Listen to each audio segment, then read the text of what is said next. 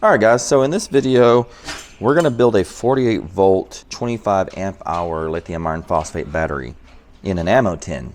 And it's really neat because these cells, it's like they were made for an ammo tin. These are the top band 25 amp hour prismatic cells. But I did make a few modifications to the ammo tin. I put some of that really thin hobby plywood. I guess it's about maybe just like 3 or 4 millimeters thick, and you can find this at like your hobby stores, but I just painted it black and I used some double-sided tape to put it up here. That's so that the terminals of these batteries don't short out on the top of the lid. And then the other thing that I did to the tin was there was a ridge in the bottom here. It kind of bumped up inside, so that didn't really leave a flat spot for the cells to set on the bottom.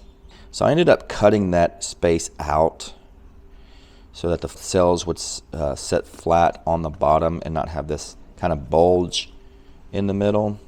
Now I'll cover this with something so it's sealed off again, but yeah, that was pretty much a necessity. I mean, I could have put something down in the bottom that was, you know, maybe another piece of thin plywood that would have raised these cells up to the point to where the terminals were sticking up too high. And so now the next thing I'm going to do is I'm going to install these positive, and I've got a negative terminal on for the case. There's two nice little divots here I'm going to use as a drill guide, and I'll mount one here and here.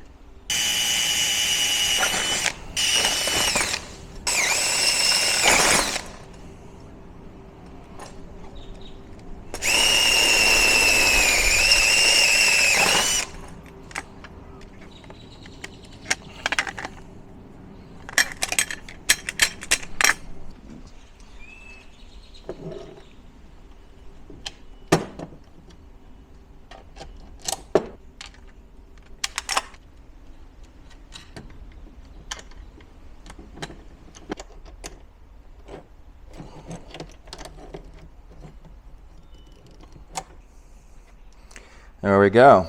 So now we have the terminals in place. I put them on the hinge side because it's going to be a lot easier to open with the wires over here, because if we put them on the non-hinge side, then when you open it, the wires would have to extend all the way across. And these just fit nicely into that gap and clear the cells. So next up, we will put the cells in series. I've already top balanced them, so we can skip that step. And then we're going to use a JBD Smart BMS. Now this is 100 amp and it's way overkill for this battery, but this is just a spare one that I have on hand, and it's not being used at the moment, so I'm going to use it in this project. It'll work perfectly fine. It's just, overkill, but it's better to be overkill than underkill, right? And it fits perfectly nice in this little area right here. And when I wire up the cell balance leads, I'll leave them pretty long in case I want to remove this BMS and use it for another project. And I'll just wrap it up in here. Alright, so I've done a little bit of work on this pack, and what I've done is I've used some reinforced tape to tape the cells together, and then also tape the bottom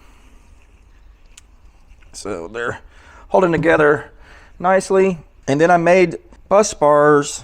Now I've done this before, and people laughed at me and called me an idiot in the comments, which is fine.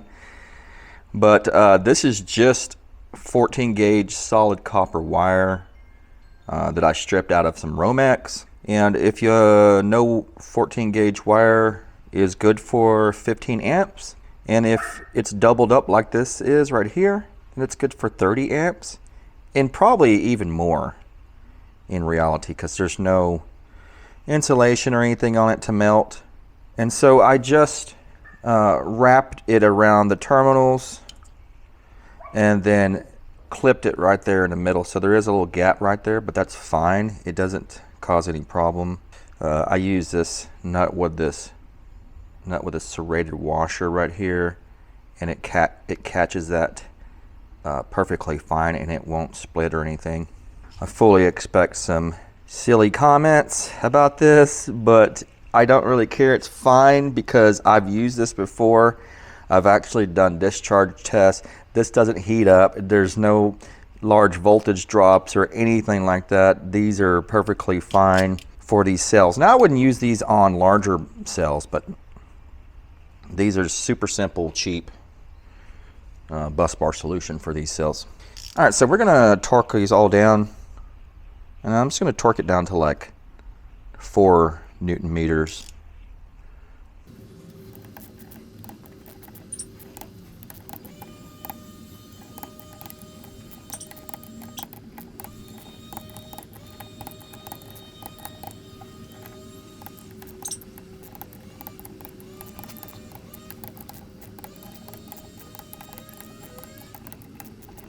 There we go.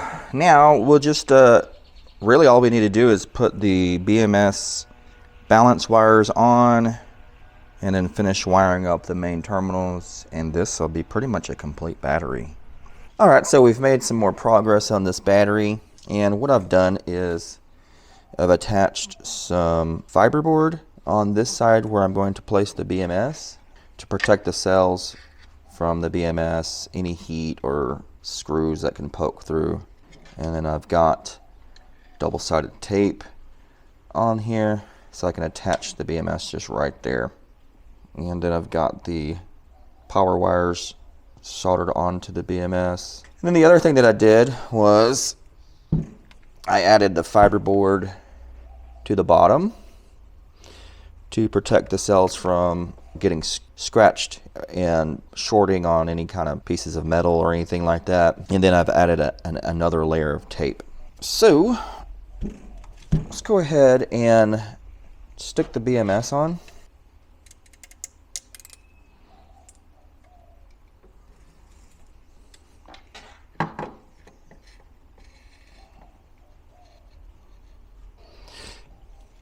Something like that should be perfectly fine.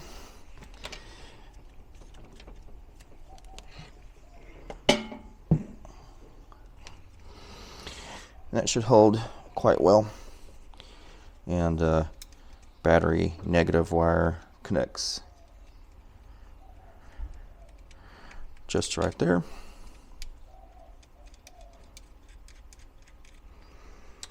Okay, so the next thing that we need to do is put the balance sense wires from the BMS on the battery. And I know I said I was going to probably keep these long in case I want to reuse this BMS on something else, but these are just so long and my OCD's kind of kicking in and it's gonna bother me if I just try to wrap this up and then hook the leads up. So I think I'm going to go ahead and cut them so I can make it really nice and tidy instead of having all that wire coiled up. And what I'll do is I'll just save the extra length of the wire that I cut off, and in case I want to use this on something else later, I'll just splice it back together. All right, so I got one side of the balance leads connected, and this came out really tidy. As you can see, I've got them nice and tidy with the little zip ties here. I've already tested it with my multimeter to make sure the wires are in the correct locations. Now I need to do this side, which has two wires from this first connector, and then the second connector has, what do we got? 6 wires left. And that connects to the rest, and then the main positive there. But yeah, I did most of the work on these off camera because it's really just a whole lot of me trying to figure out how to route it and tidy it up and solder, and you guys don't want to sit there and watch me do that for all that amount of time. All right, so I'm going to get this side on, and we'll come back and fire the BMS up and test it all out. All right, so I've got all the BMS wiring complete. Both sides, nice and tidy. And so what we need to do now is check the voltage levels starting from the most negative, and then just go all the way across to see if they increase roughly by 3.3 volts. That way we know the balance wires are in the correct spots and we're not going to blow the BMS up. And all right, let's give it a shot here and see. Put it on the most negative, and then the first cell, we got 3.3, 6.7, 10, 13.5, 16.9, 20, 23.7, 27,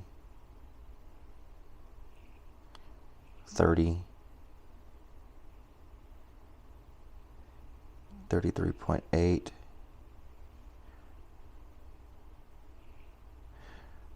37,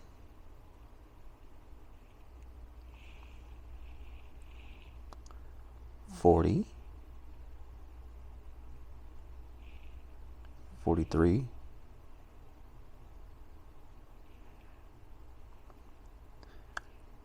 47,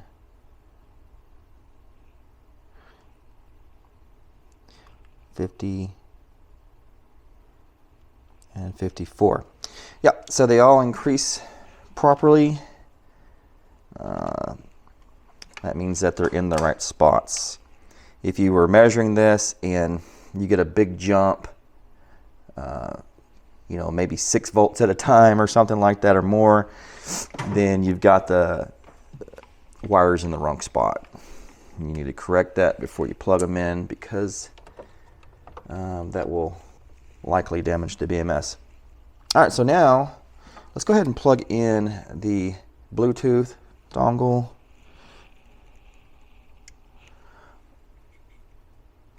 There. And then let's plug in the balance wires. There.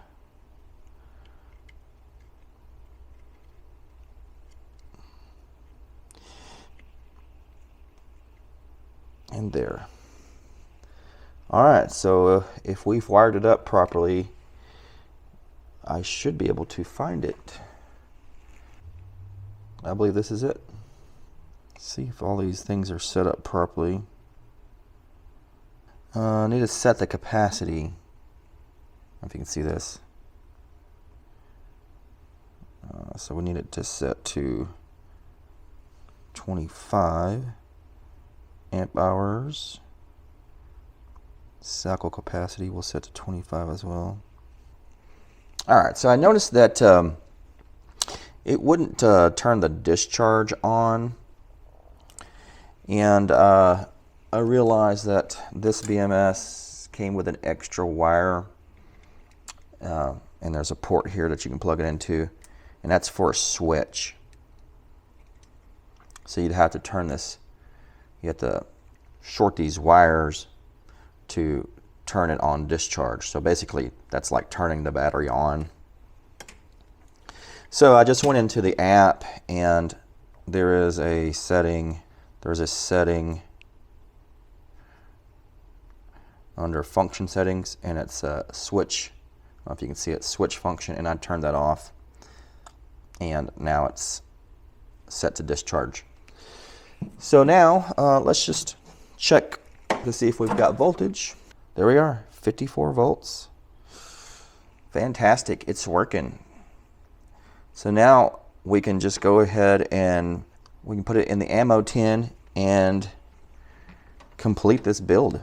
So we're off on the home stretch of finalizing this DIY battery build project. I've got some foam here that I robbed out of an old battery I tore apart years ago, and so that will fit right down in there to keep these cells from sliding around.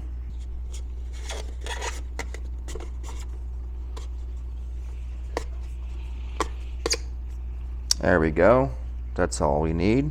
And then I've got the negative connected, and I luckily found these little terminal covers in my drawer. I think these might have been from the same battery that foam came out of. But these are going to work perfectly to cover those terminals to make it a little bit more safe. And so just slide them on there like that. The other thing that I found too is I found some nylon lock washers, because these washers that these terminals come with, they don't lock at all, and so I fully expect those to probably come loose. So I'm going to use lock washers.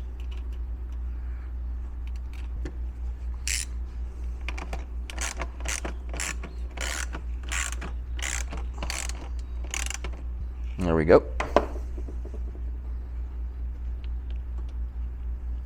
Look at that. How great is that? It's almost professional. Really, the last thing to do is to connect the positive wire to the battery, and we can close this guy up. There it is. How about that?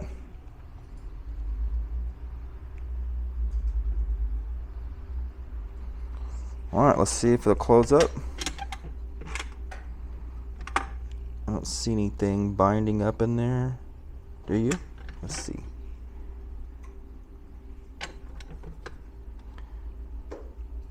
And I like how those little protectors, little caps, are going to keep the wires from, you know, grinding up on the terminal post.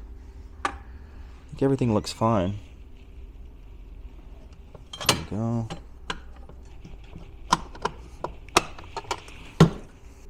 And there it is. I want to hook up like a solar charger and give it a little charge. All right, so we got a Victron Smart Solar 120 MPPT charge controller, and we're going to hook up some solar to it and see if we start charging. The cells should be pretty much fully charged because I did charge them in top balance and all. There may not be a whole lot that will go in, but we'll see. Okay, there we go. We've got 1 amp, 2 amps going in, 300 watts. Oh, over 500 watts now. And we've got 0.095 voltage deviation. Yeah, we got a couple of them that are peaking up here that are probably going to cause the BMS to trip here pretty soon. So there may still need to be some balancing done on this pack, even though they were pretty much top balanced. And that might have a lot to do with the fact that I have 2 different sets of cells. I've got 8 from battery hookup, and 8 of them came from eBay.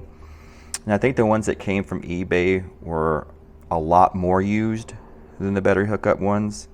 So there's definitely going to be some difference in the cells. So this is not going to be the greatest balanced pack, but it'll work perfectly fine for what I need it to do. I really just need it for 48 volt testing, because I do have several 48 volt packs, but they are in service right now, and it's kind of a pain for me to take them out of service to test things. Other than that, I think the only thing left really to do on this is come up with something to put on the bottom here to cover up this slit. And I'm thinking some kind of rubber, maybe some kind of rubber thing that I can glue on here. If you guys have any ideas, please leave a comment and tell me what your ideas are for covering that up. But I think that's going to be the end of the video. Thank you guys for watching. I hope this was something that was interesting to you.